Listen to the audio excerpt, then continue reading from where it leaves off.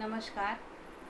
सध्या देशामध्ये उद्भवलेल्या परिस्थितीमुळे आपण घरातच आहोत, सुरक्षित आहोत, घरी आहोत याचा अर्थ असा नाही की आपलं शाळा जरी बंद असली तरी अभ्यास मात्र आपल्याला सुरू ठेवायचा आहे.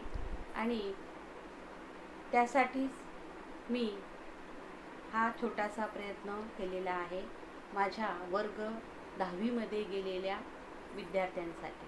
मी अलका मेश्राम, माध्यमिक कन्या विद्यालय नांदगाव पेठ, माझ्या वर्ग 10वीच्या विद्यार्थिनींसाठी घरी बसून त्यांना थोडा मराठी विषयाची ओळख व्हावी या उद्देशाने हा प्रयत्न केलेला आहे. तर माझ्या विद्यार्थी मित्र आणि मैत्रिणींनो, इयत्ता 10वीला यावर्षी तुम्हाला कुमार भारती मराठी विषय हा विषय शिकायचा आहे.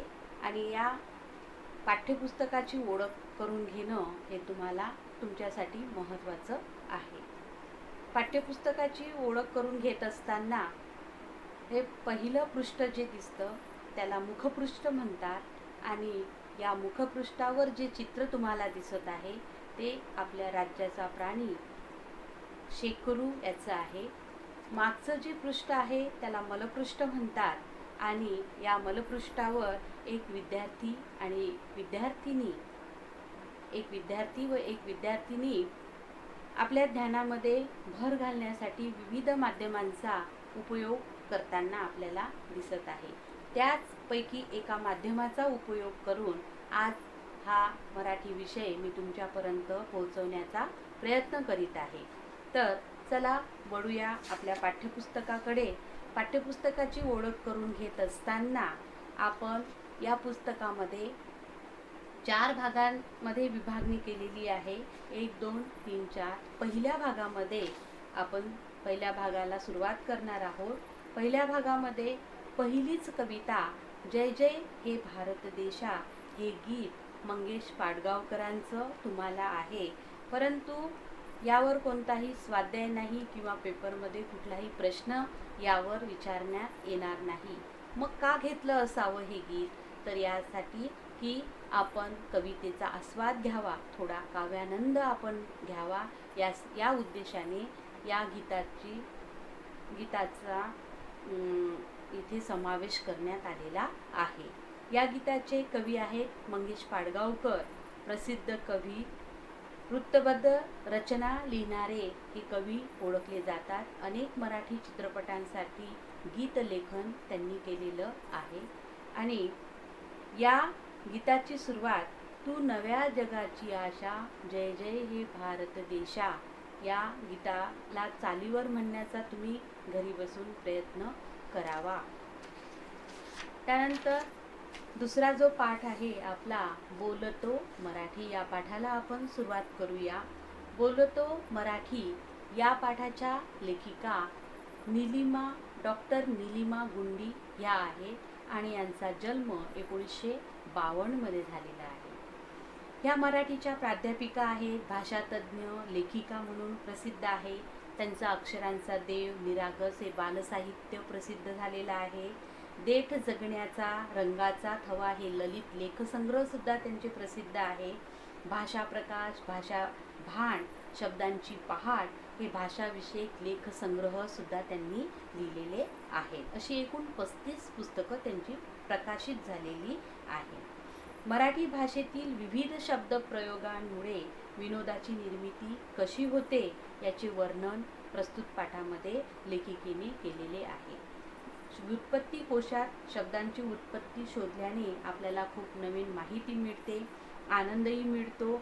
आपल्या जीवनात आपण मराठी भाषेला महत्त्व दिल्यास मनातल्या भावभावनांचे सूक्ष्म अर्थ सौंदर्य उलगडण्यास मदत होते हे या पाठातून स्पष्ट होते.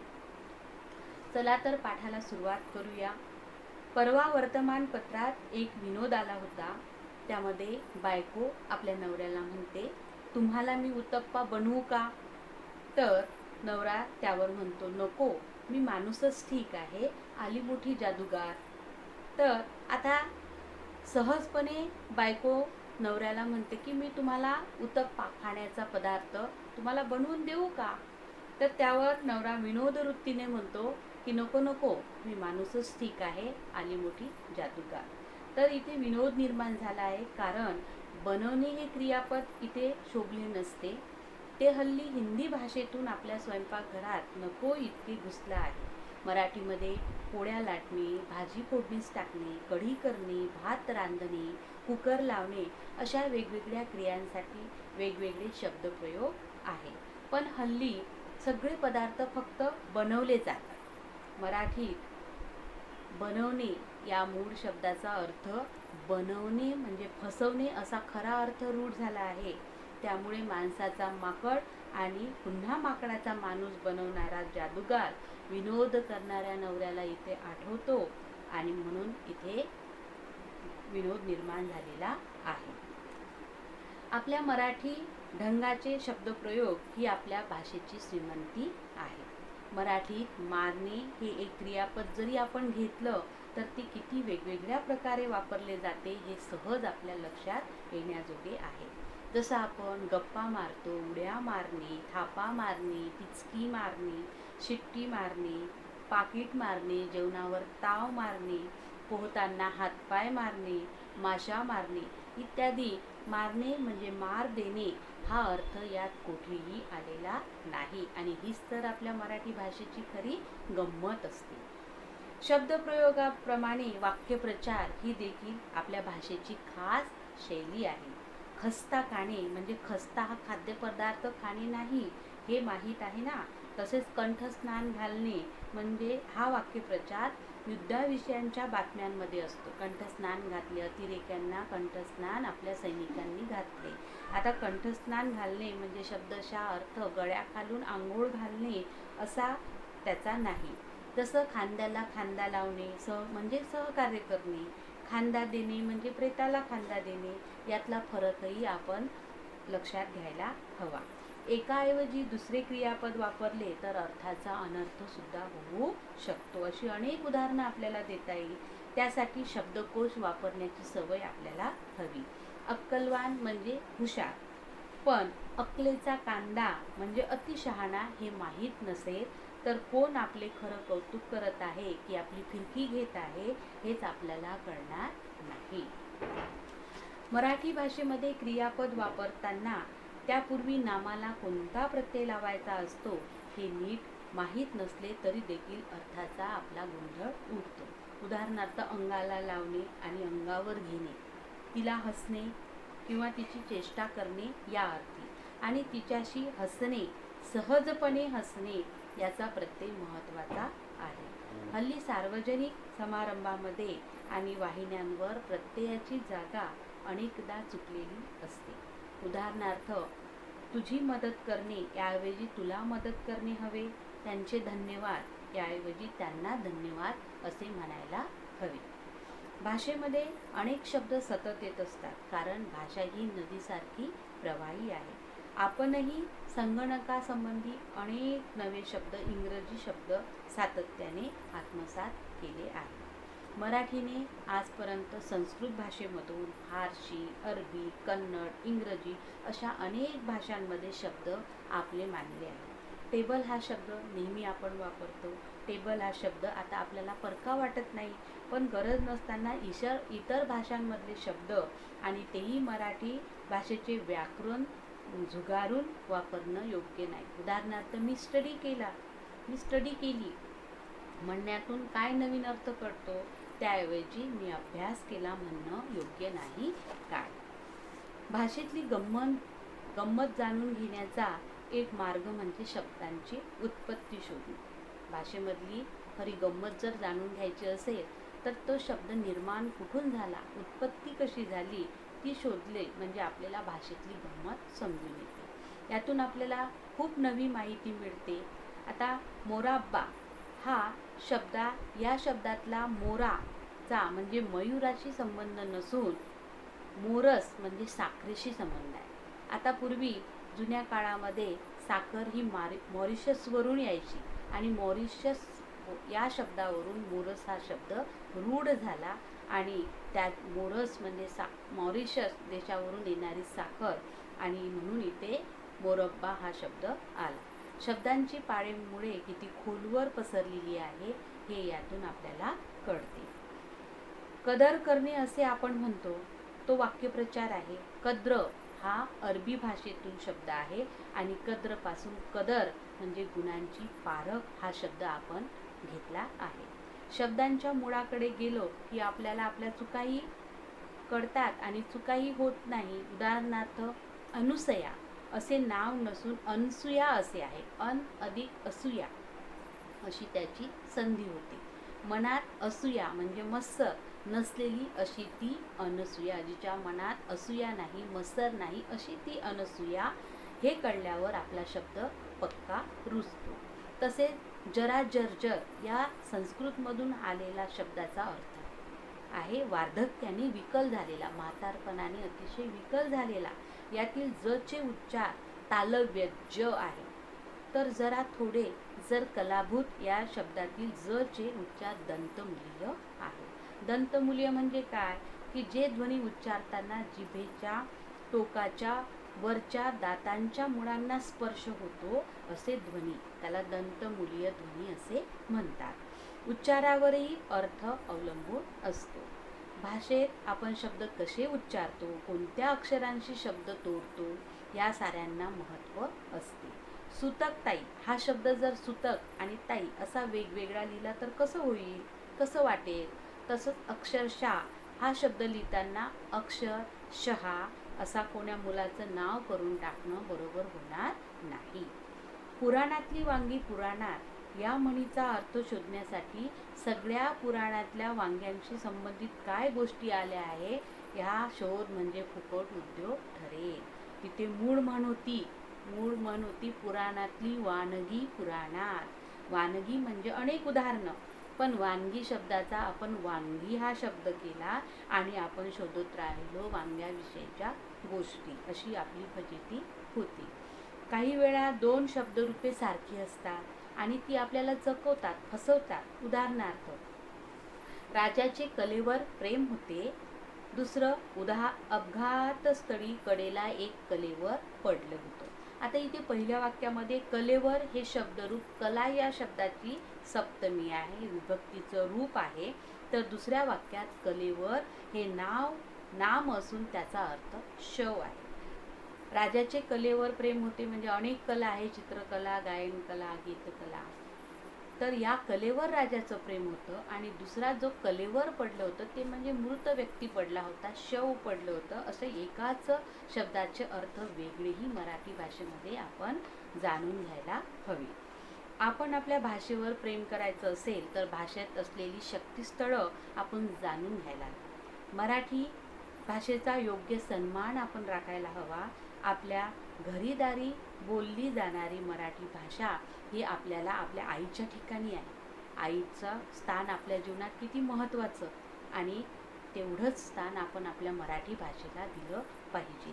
तिने आपल्या भावजीवनाला आकार, आई जसे आपल्याला आपल्या जीवनाला आकार जन्म देऊन आकार दिला आहे, तसंच मराठी भाषेने आपल्या भावजीवनाला आकार दिला आणि त्यामुळेच आईच्या स्थानी आईचं जे स्थान आहे ते स्थान आपण मराठी भाषेला द्यायला हवं. आपल्या भावना व्यक्त करायला आधार या आपल्या भाषेने दिला आहे. तिच्याशी आपले खास जिव्हाळ्याचे नाते असायला हवे. त्यासाठी तिचे ज्ञानही आपण जास्तीत जास्त मिळवण्याचा प्रयत्न करायला हवा. आपली भाषा ही हवेसारखी आपल्या आत बाहेर असते. जसे आपल्या शरीरामध्ये हवा ही आपल्या आत बाहेर असते, तशी ही आपली भाषा आपल्या शरीरामध्ये आत बाहेर असते. तिचे जीवनातले महत्त्वाचे स्थान आपण कायम ठेवायला हवे. उदाहरणार्थ, आता पाऊस पडत आहे. पाऊस पडणे या घटनेविषयी दोन वाक्यातून कशी दोन प्रकारे प्रतिक्रिया देता येते ते पहा. पहिलं, पावसाने स्वतः जातीने हजेरी लावून वनमहोत्सवाला दाद दिली. आणि दुसरं, सकाळी सकाळी पाऊस आल्यामुळे माझ्या मॉर्निंग वॉकच्या बेतावर पाणी पडले. अशी अनेक वाक्य तयार आपल्याला करता येतील. त्यातून आपला भाव खुलत जातो. भाषा अशी आपल्या मनातले भाव सूक्ष्मपणे सांगायला आपल्याला मदत करते. त्यामुळे तिचे अर्थसौंदर्य कळल्यावरच आपण लाभले आम्हास भाग्य बोलतो मराठी असे कविवर्य सुरेश भटांचे शब्द उच्चारायला खऱ्या अर्थाने पात्र ठरू हे विसरून चालणार नाही. तर हा थोडक्यात प्रयत्न तुम्हाला मराठीचा दुसरा पाठ समजून देण्याचा मी केलेला आहे. तर यावरच्या कृती तुम्ही सहजपणे सोडवू शकाल. पाठ पुन्हा वाचून घ्यायचा, ऐकून घ्यायचा आणि यावरच्या कृती सोडवण्याचा प्रयत्न करायचा. पहिली कृती आहे आकृत्या पूर्ण करा. यामध्ये पहिला प्रश्न विचारलेला आहे, भाषा वापरताना अर्थाचा अनर्थ टाळण्यासाठी आवश्यक उपाय कोणते? तर ते आवश्यक उपाय शोधून काढायचे, उत्तर लिहिण्याचा प्रयत्न करायचा. मराठी भाषेची श्रीमंती कोणती? तेही पाठामध्ये आत्ताच झालेलं आहे, तर त्याचेही उत्तर तुम्हाला लिहिता येईल. त्यानंतर शब्दांची उत्पत्ती शोधण्याचे फायदे लिहा. तर शब्दांची उत्पत्ती शोधण्याचे फायदे, मराठी भाषेची गंमत जाणून घ्यायची असेल तर शब्दांची उत्पत्ती शोधण्याचा फायदा होऊ शकतो, नवीन ज्ञानामध्ये भर पडते, असे 5 फायदे तुम्हाला लिहायचे आहेत. तिसरं आहे, पाठाच्या आधारे खालील चौकटी पूर्ण करा. मराठी भाषेची खास शैली काय आहे? मराठी भाषेला लेखिकेने कोणती उपमा दिली आणि शब्दाचा अर्थ जाणून घेण्याचे साधन कोणते? चौकटीमध्ये उत्तर लिहिण्याचा प्रयत्न करायचा. त्यानंतर चौथा प्रश्न, गटात न बसणारा शब्द ओळखून लिहायचा. यामध्ये 3 शब्द एकाच अर्थाचे आहे आणि एक शब्द वेगळा आहे. उदाहरणार्थ ऐट, डोल, रुबाब आणि चैन. ऐट, डोल, रुबाब याचा एकच अर्थ होतो आणि चैन हा वेगळा शब्द आलेला आहे. गटात न बसणारा तो शब्द लिहायचा. दुसरा, कपाळ, हस्त, ललाट आणि भाल. कपाळ, ललाट, भाल हे कपाळासाठी हे शब्द आहेत आणि हस्त म्हणजे हात हा वेगळा शब्द आलेला आहे, तो गटात न बसणारा शब्द लिहायचा. असेच पुढचे शब्द आपण लिहिण्याचा प्रयत्न करायचा. 5वा प्रश्न आहे, अनेकवचनी नामाचे एकवचनी रूप लिहून त्याचा वाक्यात एक अर्थपूर्ण वाक्य तयार करायचं आहे. जसे अनेकवचनी रस्ते शब्द आला, वेळा शब्द, रस्तेचा एकवचनी रस्ता, वेळाचा वेळ, भिंती, भिंत, विहिरी, विहीर, घड्याळे, घड्याळ, माणसे, माणूस आणि माणूस, घड्याळ याचं एक वाक्य तयार करायचं आहे. मी रस्ता ओलांडत असताना मध्येच एक वाहन आले. 6वा प्रश्न, खालील शब्दसमूहाबद्दल एक शब्द लिहायचा आहे. पहिला, पसरवलेली खोटी बातमी, ज्याला एका शब्दात आपण म्हणतो अफवा. अफवा पसरवल्या जातात, खोटी बातमी पसरवली जाते. असेच खालच्यासाठी शब्द तुम्हाला विचारपूर्वक लिहायचे आहे. आणि शेवटचा 7वा प्रश्न स्वमताचा आहे. तुम्ही शहाणे आहात या वाक्यातील शहाणे शब्दाच्या अर्थछटा लिहा.